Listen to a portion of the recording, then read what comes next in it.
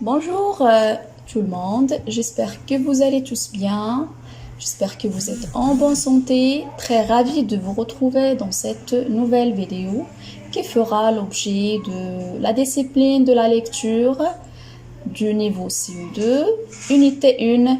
On commence.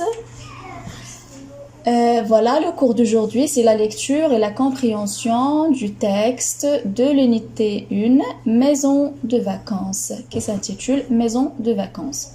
Vous voyez, mes chers élèves, sur votre manuel que le texte est accompagné de deux illustrations. L'illustration à droite est composée ou bien comporte une grande maison ancienne, vous voyez, qui se compose d'un rez-de-chaussée et du premier étage. Vous pouvez aussi voir la végétation qui entoure la maison. Il y a une citerne qui est posée derrière la maison. On voit aussi un arrosoir. Et sur l'image à gauche, on voit des arbres fruitiers dans un jardin certainement. Vous voyez ici un escalier, un panier rempli de fruits. Je pense que ce sont des pommes. Là, ce sont des poires. Voilà en gros ce que représente l'illustration. Alors maintenant, vous êtes censé, en se basant sur le titre qui est Maison de vacances et l'illustration, vous êtes censé dire de quoi va parler ce texte, sans le lire bien sûr. Alors, vous pouvez à ce stade, mes chers élèves, émettre des hypothèses concernant le contenu du texte. Par exemple, vous pouvez dire le texte va parler d'une maison de vacances, tout simplement. Ou bien, plus précisément, vous pouvez dire le texte va parler des souvenirs dans une maison de vacances. Voilà, c'est l'exemple des hypothèses que vous pouvez proposer, bien sûr. Vous pouvez même proposer d'autres hypothèses qui sont loin du contenu du texte, c'est pas grave. L'essentiel à ce stade, c'est de formuler des phrases qui sont correctes. Et on va vérifier par la suite, après la lecture du texte, les hypothèses que vous avez pu émettre. Alors, à ce stade, mes chers élèves, je vous propose de m'écrire chacun en commentaire une phrase un petit peu qui va répondre à cette question. Et je vous promets de corriger vos phrases. Voilà. Alors, maintenant, on va lire le texte une première lecture pour l'expliquer par la suite. Maison de vacances. Le titre c'est Maison de vacances. Vous allez trouver dans le chapeau du texte, ça veut dire la phrase qu'on met au début du texte et qui va nous donner voilà, une vue générale de ce que le texte va contenir. Alors, on trouve dans le chapeau la phrase suivante. Marcel Pagnol, auteur marseillais, se rappelle ses souvenirs d'enfance. Voilà. D'après cette première phrase, je comprends que celui qui va raconter ou bien celui qui va parler dans le texte, c'est Marcel Pagnol, qui est qui? Un auteur marseillais.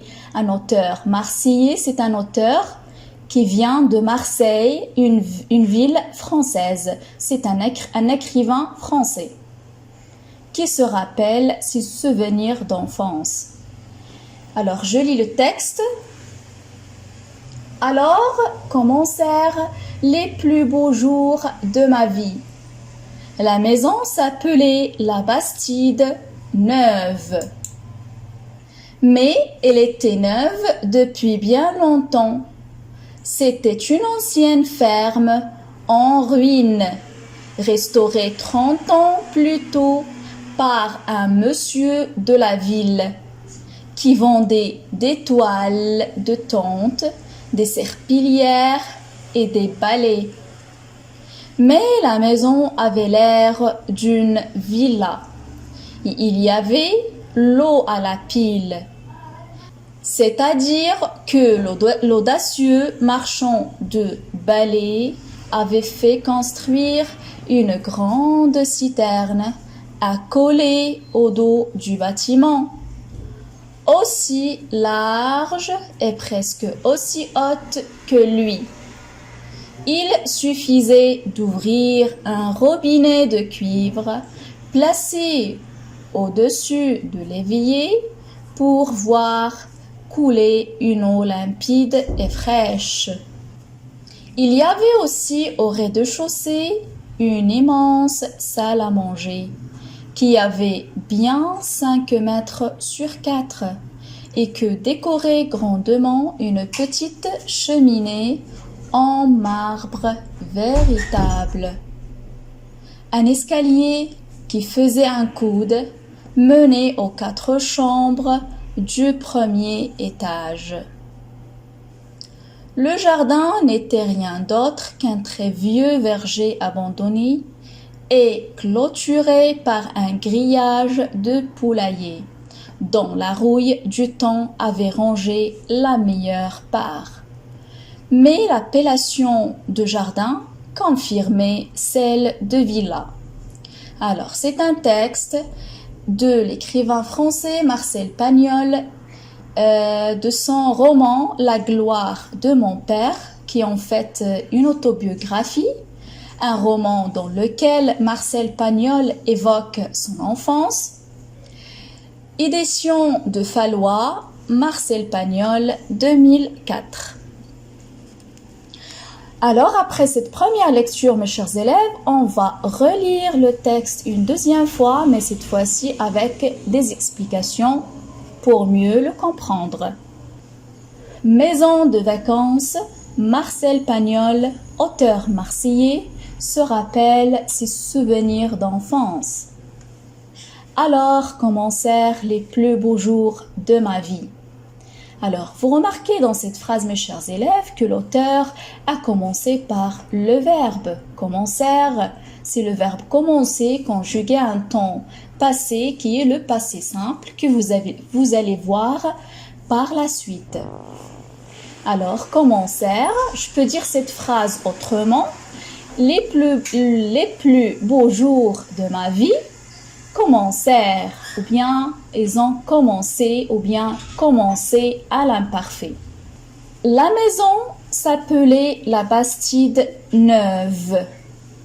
Ici, l'auteur va parler de la maison où il passe ses vacances. La maison a le nom, ou bien avait le nom de la Bastide Neuve.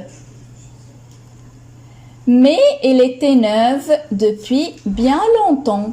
Dans cette phrase, l'auteur précise que la Bastide Neuve n'est plus neuve maintenant.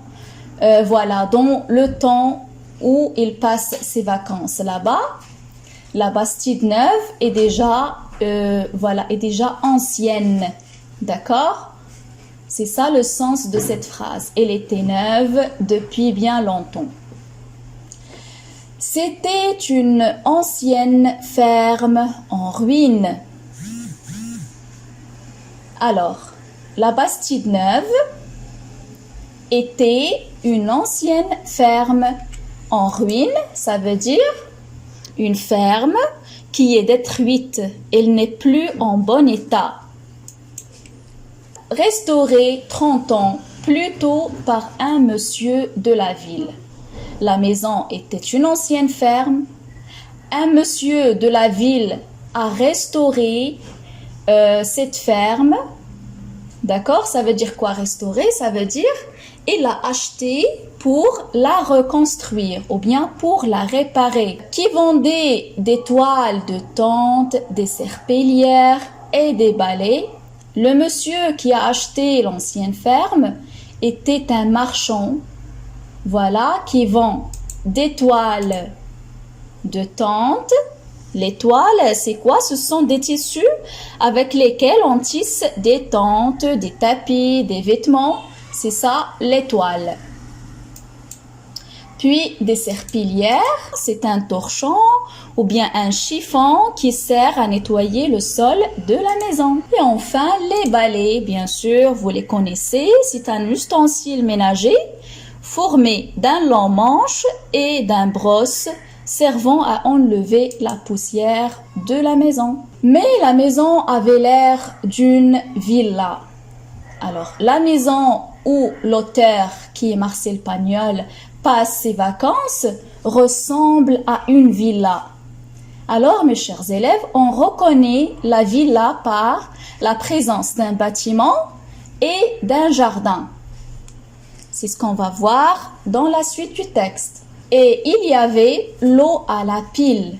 L'eau à la pile, on va expliquer cette expression, c'est-à-dire que l'audacieux marchand, celui qui a acheté la ferme, il est audacieux, il est courageux et c'est quelqu'un qui ose faire des choses malgré le risque.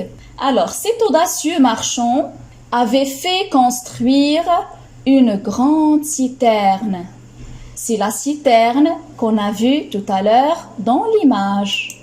Voilà la citerne. C'est un réservoir d'eau de pluie. Accolé au dos du bâtiment, voilà, ça veut dire qu'il est juxtaposé à la maison par derrière. Le bâtiment, bien sûr, c'est la maison des vacances. Aussi large et presque aussi haute que lui. Ici, il donne les dimensions de la citerne qui est grande pour contenir une grande quantité d'eau.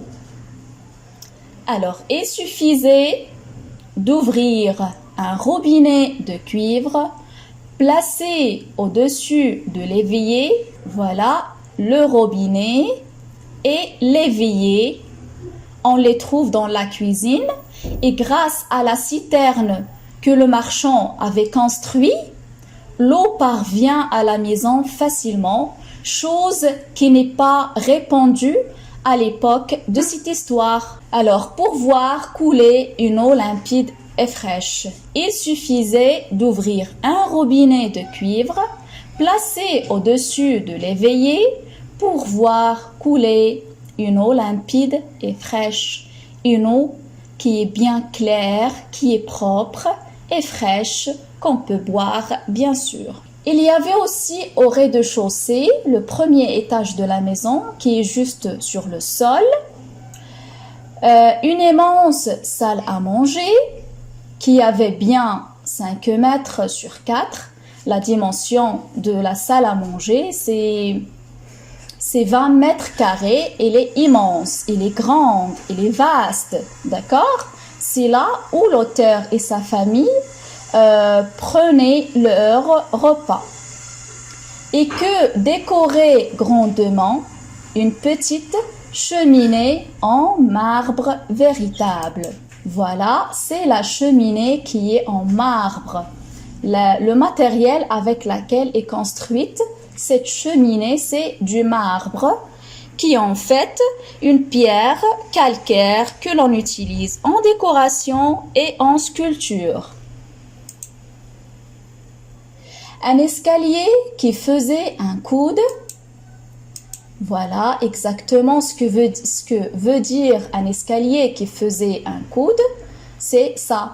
Un escalier qui monte pour s'incliner vers la droite ou bien vers la gauche et continuer vers les étages supérieurs. Menez aux 4 chambres du premier étage. Rappelez bien, la maison contenait 4 chambres et une immense salle à manger. Le jardin n'était rien d'autre qu'un très vieux verger abandonné. Voilà ce qu'on entend dire par le verger. C'est un terrain qui est cultivé par des arbres fruitiers et clôturé par un grillage de poulailler. Le grillage, ce sont des fils de fer entre croisées qui servent à clôturer bien sûr un espace ou un jardin. Voilà. Dans la rouille du temps avait rongé la meilleure part. La rouille, c'est quoi? C'est le produit de la corrosion du fer en présence de l'oxygène de l'air en milieu humide. C'est exactement ça, ce qui rend le fer fragile et se casse facilement. Voilà, alors la rouille, elle a détruit, si vous voulez dire, le grillage. Mais l'appellation de jardin confirmait celle de villa. Alors, dans cette phrase, qu'est-ce qu'il veut dire l'auteur? Il a donné au verger le nom du jardin juste pour confirmer que la maison des vacances n'était qu'une villa, alors que ce n'est pas le cas. Le verger n'a rien à voir avec un jardin. C'est tout pour le texte. J'espère que vous avez pu comprendre le texte avec ces explications. On passe maintenant aux questions concernant la compréhension.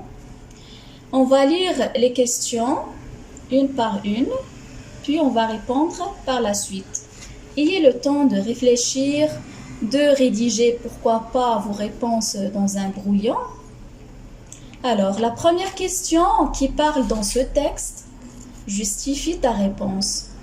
Vous allez dire celui qui parle dans le texte et vous allez chercher dans le texte une phrase qui montre celui qui parle, qui justifie votre réponse. La deuxième question, de quoi parle ce texte? Quel est le contenu de texte? Troisième question, qu'est-ce que cette maison était à l'origine? Dans le texte, on parle d'une maison. Elle était quoi à l'origine? Avant d'être une maison, elle était quoi? Mettez la vidéo en pause avant de voir la correction. On commence la correction tout de suite. Pour la première question, c'est l'auteur qui parle dans le texte. Comment on a pu le savoir? Vous vous rappelez de la phrase qui est en haut du texte, qu'on appelle le chapeau du texte. C'était quoi? Marcel Pagnol se rappelle ses souvenirs d'enfance. Et qui est Marcel Pagnol? Oui, on l'a vu à la fin du texte, c'était l'écrivain de ce texte, ou bien du roman La gloire de mon père. La deuxième question, le texte parle de la maison des vacances de l'auteur. Oui, c'est clair, on le voit dans le titre et à l'intérieur du texte aussi. Troisièmement, la maison était à l'origine une ferme. Oui, dans le texte, qu'est-ce qu'il dit l'auteur? La maison n'était qu'une ferme en ruine, une ferme qui était détruite pour être transformée par la suite en une belle maison. On passe aux questions suivantes. Quatrièmement, de combien de pièces est composée la maison? Lesquelles? Voilà, vous allez compter le nombre de pièces et donner le nombre, puis citer les pièces par leur nom. Cinquièmement, comment l'eau arrive-t-elle dans cette maison? Voilà, c'est expliqué dans le texte aussi. Et sixièmement, relève dans le texte les mots au groupe de mots qui désignent une maison. Que remarques-tu? Ça veut dire chercher dans le texte les synonymes ou bien les noms qui ont remplacé le mot maison. Il vaut mieux mettre la vidéo en pause avant de voir les réponses de ces questions. La maison est composée de 5 pièces principales, lesquelles une immense salle à manger et 4 chambres au premier étage. Ce sont les pièces de la maison que l'auteur a décrites dans ce texte. Cinquièmement, l'eau arrivait à la maison grâce à une grande citerne accolée à son dos. Oui, c'est la citerne dont on a parlé tout à l'heure dans le texte et que le marchand des balais a construit ou bien avait construit pour alimenter la maison de l'eau. Sixièmement, les mots qui désignent une maison sont la Bastide neuve, elle, le pronom elle, une ancienne ferme, bâtiment, villa. Ce sont les mots qui sont cités dans le texte et ces mots-là permettent à l'auteur d'éviter la répétition du mot maison. Tout simplement. Voilà, on passe aux questions suivantes. Et la 7e question, qu'est-ce que cette maison de vacances a de particulier? Quel sentiment éprouve l'auteur en parlant de cette maison? Alors, ces deux questions-là, mes chers élèves, nécessitent un peu de réflexion, d'imagination pour pouvoir y répondre. On va voir la correction ensemble. Alors, l'eau qui coule d'un robinet de cuivre n'existait pas dans toutes les maisons à cette époque-là. C'est ça la particularité de cette maison de vacances, où on trouve de l'eau dans le robinet. Bien sûr, grâce à la citerne. Huitièmement, on peut déduire en lisant ce texte que l'auteur admire cette maison et qu'il est ravi d'y passer ses vacances. La façon avec laquelle l'auteur a décrit la maison montre bien qu'il est attaché à cette maison, qu'il aime chaque coin de cette maison, malgré qu'elle est ancienne et qu'il n'a rien à voir avec une villa. On va voir la rubrique suivante qui est « Comment j'ai compris ?» Alors, dans cette rubrique, on vous donne un mot du texte et vous allez dire comment vous avez pu savoir le sens de ce mot sans avoir recours à un dictionnaire. D'accord?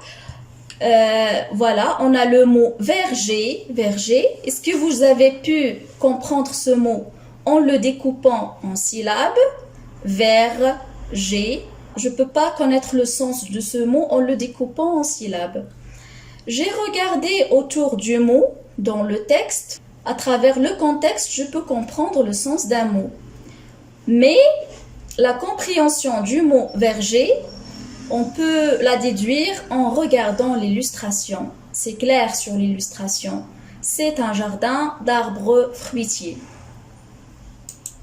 Voilà, c'est la bonne réponse. Et je vous propose, pour finir cette vidéo, un petit résumé de ce texte. Et je vous invite, mes chers élèves, à faire des résumés propres à vous chez vous à la maison.